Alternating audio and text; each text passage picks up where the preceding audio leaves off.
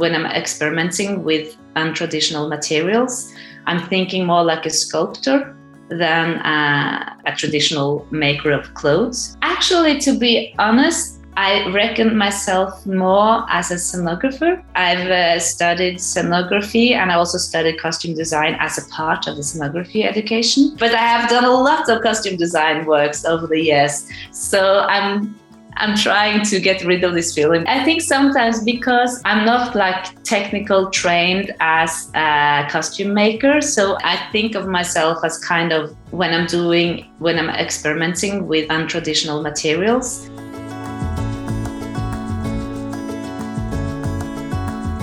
Yeah, just to, do the combs. All the combs had to be like put into the wire. So we just had to experiment a lot. And so she's also been a big part of this making of that dress. The plastic dress I actually just made by myself as a kind of an experiment, because we needed a piece for the poster photo. I worked with the material and I sculpted the dress. So it was the material that sort of led the way. And then I just started experimenting, making the dress or see how the material was behaving. So this dress is kind of like the focal point.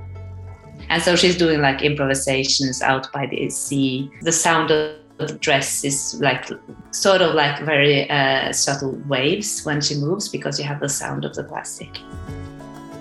So in that project, I made the costumes and also the scenography and also all the instruments, because this is a concert performance. So all the instruments were made out of plastic, mainly garbage or reused plastic. And all the costumes for all the musicians as well as the scenography. So this dress is a part of like a big whole made out of plastic. After that, I've been on a journey into this eco-scenography, this ecological design thinking. So it all started with this project. So it's kind of been like the, the eye-opener, or like a way to start a new way of thinking for me as a designer.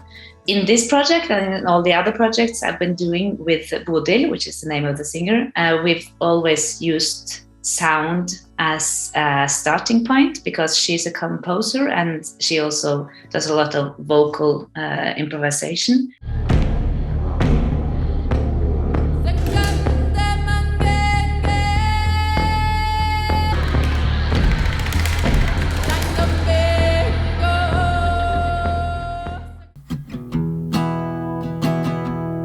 And then we decided to make this solo piece, and that's when the idea of making another signature dress that was inspired by the first one, but it would be like completely opposite. The new performance, we wanted to talk about our responsibility as individuals to sort of turn this around. And then we wanted to use natural materials as a way of connecting her with the world she's going to save. We decided to use cones, like pine cones from other trees, because in Norway you have this kind of image of children playing with cones, so you can like make small worlds out of it. During the performance, she uses these cones as props. It's kind of like we use them as puppet theater objects. We also use the sound of the cones in this scene, because when she puts it on, she's doing this kind of like movement with her fingers when she puts it on, and it makes this kind of like really small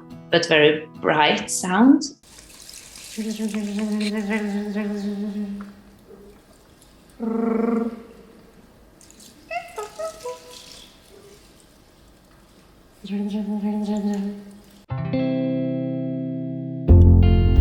I feel like I have just started to scratch the surface of a project that could be life-lasting. How to let the materials lead my way, to be able to reach a deeper connection between materials and sounds, between nature and performance art. I don't know in which direction this search will lead me, but I hope for many exciting new discoveries along the way.